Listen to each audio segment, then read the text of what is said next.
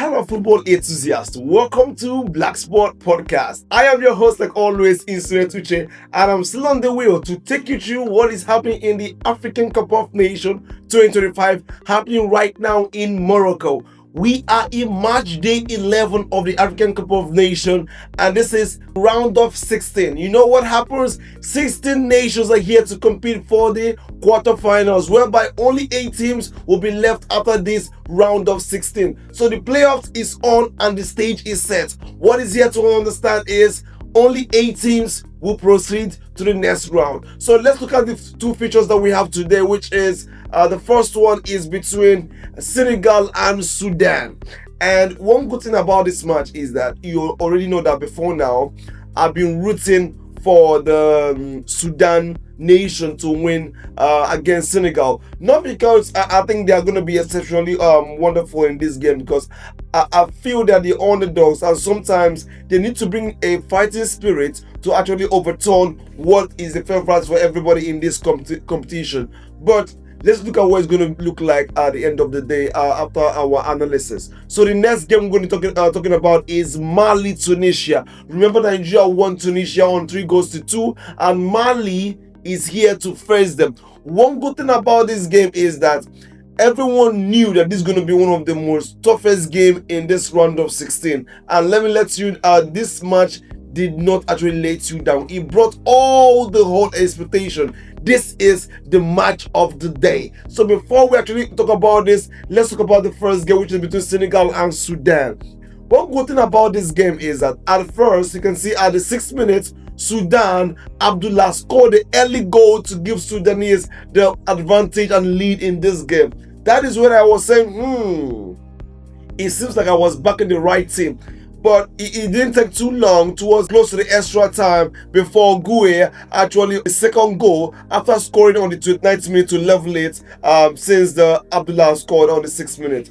It's good that the Senegal found the lead at the first half of the game. But it was never in doubt, because Senegal was so determined to overturn this as fast as they could. Because one thing about the early goal is, if you don't quench it in time, it's going to linger for a very long time. And before you know it, that's what the scoring will look like. So I'll give kudos to the Senegalese team for actually focusing immediately to overturn the lead that Sudan was having against them at the first half.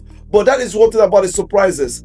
No one, I said absolutely no one, expected Sudan to have an early advantage in this game. That shows you what football is all about. That tells you what African Cup of Nations is all about. There is no sure win, because everyone is there to compete for the big prize. And remember, his winners takes it all, which is $10 million for the trophy of the African Cup of Nations. And now Sudan is on their way home, while Senegal progress to the quarterfinals. These are a fascinating for actually Sadio Mane to see him progress to the quarterfinals. This is actually a result everybody expected, and they go in by high numbers for 3-1, which shows dominance in this match. But there's more to come, because this is not just over. They still have 2 more games to proceed for them to get to the finals. So only time will tell. Let's have a look what the next game for the features for today.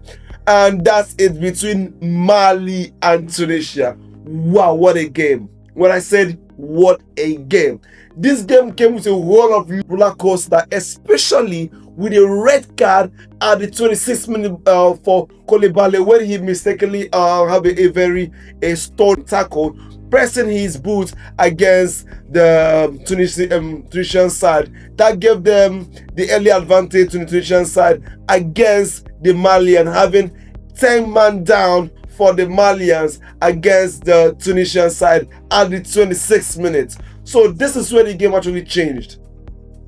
Absolutely everyone expected the goal to go by numbers. But one good thing I saw the Malian did in this tactic is everyone fell back. And we can see that all the whole teams went back. They were playing 5 defenders, 5 good defenders, and have 3 players up front and then one. Only one man attack, and sometimes the soccer falls back, making it 5-4, and then their goalkeeper. That was a super Marco Polo bus packet. But that is actually expected, because at that point, You are not here to compete. You are here to see how long you can hold this game to. And that was the game plan that was being executed in this situation. That was very, very tactical, because even though sometimes they had some very good opportunity to bite in the game, which gave them made them a little bit dangerous at this point, having known that they have only they are playing in disadvantage with one man down, and the Tunisia side to actually pick up those spaces, play into more spaces, but they were so patient in their own formation. So the Tunisian side was a little bit patient, in this game, to see if they can build up the game plan, have some link-on plays, and try to penetrate. That scene didn't seem to work because the Malian was solid in their low blocks. This was what I expect them to do, and to drag this game up to the end of the game, to see what it's gonna take for them to finish on the one man down, playing by a total disadvantage earlier in the game. So this actually brought us to a very wonderful, towards 10 minutes towards the end of the game, at the 80, that should be around the 88th minute. Charles actually scored, giving them the early advantage that Tunisia thought they'd won the game, only for them to actually have a penalty for Seyanko to score that penalty, making it a leveler at the extra time of the 90th minute. This shows you how important for you to say it is never over until it's over. We all thought that Tunisia had this ball all in the bag, even when they scored the goal at the 88th minute, but they said no, and only for Senegal to score that leveler, making him also a joint top highest goal scorer in this competition with 3 goals to his name. This is very interesting, because right now the game is hot. They played extra 30 minutes, but still yet no one actually went over the stalemate of 1-1. Now this way it comes to a very important part. They went into penalties. So we all thought that, yes, when it gets to penalties, it's not a leveler, it's not a game of chance. For me, I say when it comes to penalty, most of your best players, you tend to hit them, because anyone can miss at this point, which gave them the advantage. At that point, the shocker of the night, having a Malian set up a 10-man down, happens to win the penalty on a 3 goals to 2, and the advantage for them to proceed to the quarterfinals. This is the game that we all came here to watch for. This is the tournament we all came here to actually experience. This is the African Cup of Nations. This is the continent's most prestigious tournament, and this is what we are made for. We are here to enjoy the beautiful game of the African Cup of Nations. So let's have a look and digest what all this thing means to the next game that we're about to expect. When I talk about the teams that I support, when I talk about the teams that I expect to actually go this far, this is what the scoreline actually seems like. Remember, we said that the top game we have to expect in this round of 16 is the Mali and Tunisia. This did not actually go below that expectation. It gave us a top-notch experience. This is the standard that we want. Total interesting game from the first minute of the 90 minutes down to the extra time of the 30 minutes, down to the penalty shootout. This is the wonderful game of the African Cup of Nations. I'm telling you, more is yet to come. As of tomorrow, we'll be having the likes of Morocco, the host nation, against Tanzania, and South Africa to play against Cameroon.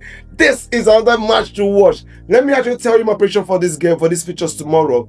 I'm saying Morocco winning the game, yes, but if there's going to be a twist, I can actually say that I won't love that. I love to see what the Tanzania have to bring to the host nation, but it's over that. It's known that on paper that Morocco are the favorite to come out with a wonderful point in this game. But any twist can happen. Anything can happen. Remember, this is football. Never say never until the balls are rotten. Now, about South Africa and Cameroon. So, looking at this game, I will tell you that the better side in this team is the Bafana of South Africa. The Indomitable Lions, yes, so throughout this season, this tournament, they have been decent. I will say they have been decent. That does not mean I'm taking away their performance in this game, or the likes of Buemo, or Beleba. Beleba actually been poor in their last game, but let's see what's going to happen in the next game. I'm rooting for South Africa, the Bafana to win this game, because they have been the one that showed me so much high performance, high tempo. Let's get it all.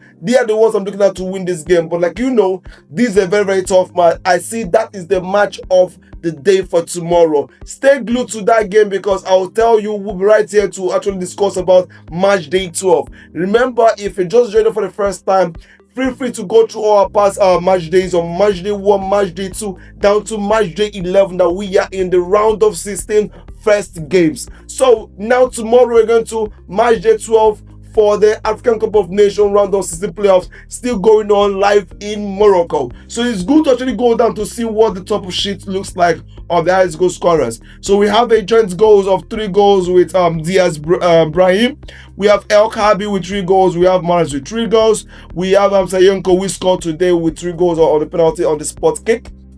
So if you're looking, so you see that the list actually getting more interesting by the day. So looking at this, like I keep saying again, Diaz, I can't wait to see what Diaz have to offer tomorrow. That's my best player so far in this tournament, and I'm just going to be a 100% on A game by tomorrow. So looking at this, I would say the African Cup of Nations is really getting heated, and so many teams are going on, just like Tunisia has already gone back today, likewise at the likes of Sudan. So the next round of quarterfinals is going to be between Senegal and Mali. That is another game to watch. That is another interesting game to show you how tough it's going to be as the things progress. Remember, at this point, there is no margin for error. If you Jones, you go home. Remember, I am your host, like always, Isue Tuche, and please follow to all our social media platforms on X, Facebook, IG, and also on LinkedIn, and all our podcast platforms on Spotify, on Apple Podcasts, on YouTube Podcasts, and all podcast platforms.